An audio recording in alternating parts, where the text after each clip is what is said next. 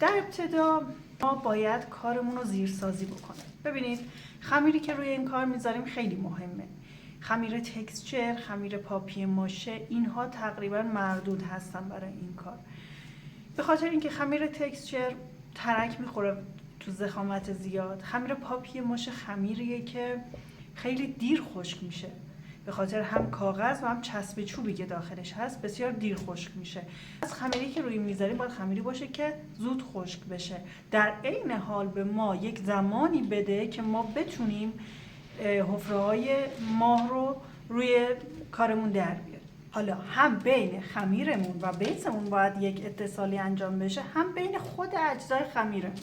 برای اتصال خمیر و بیس من از پیچ استفاده میکنم و میتونید از سیم مفتول و یا این نخهای مکروم بافی، نخهای قلاب بافی استفاده بکنید.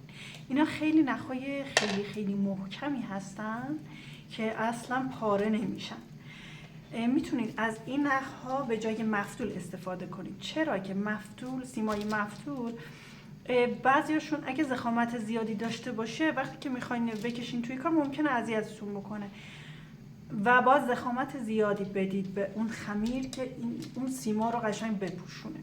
من از این نخها استفاده میکنم چون در واقع اون چیزی که مهمه برای ما اون اتصاله هست، حالا چه با سیم باشه چه با یه نخ باشه فرقی نمیکنه، اون خط اتصال مهمه. متریال بعدی که ازش استفاده میکنم بچه‌ها این چسب‌های درزگیر هستش. اینا پلاستیکی هستن و پشتشون یه حالت چسبندگی داره. پیچای MDF رو میام به کمک درین به بیسم نصب میکنم. حالا اگر که ضخامت مثلا 80 سانتی متر باشه 2 لایه میزنم. ببینید من الان لبه کارمو میزنم. خب یه ضخامت خودش داره 2 سانتی متر این لبه ها ضخامت داره، پس من 2 سانتی متر باید بیام به داخل، مثلا 3 سانتی متر بیام داخل خوبه. بعد 1 سانت و نیم به داخل میام، 1 الی 1 سانت و نیم به سمت داخل میام.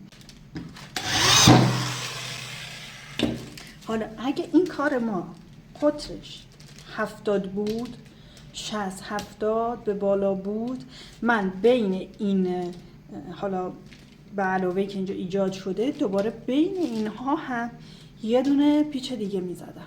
خب و اگر از 70 به بالا یعنی قطر 80 سانتی متر باشه شما باید بیاد یه مقدار جلوتر مثلا 30 سانتی متر فاصله بدین، بعد این وسط کار رو هم بزنید اینجا، یعنی دو ردیف پیچ میخوره. برای اطمینان کامل و محکم‌تر شدن کار ما توی بیس های 80 90 و 100 سانتی متر پیچ های بیشتری میزنیم. ما اگر عرض کارتون قطر کارتون زیاد بود حتما یه ردیف دور کار بزنید به این صورت. ببینید تیکه تیکه میچینید به این صورت. حالا میتونید تیکه های کوچیک‌تری هم بچینید که مثلا کامل پر کنید اگه خواستید خیلی وسواس به خرج بدید و تمیز کامل کار بکنید، از تیکه های کوچیک‌تری استفاده بکنید به این صورت.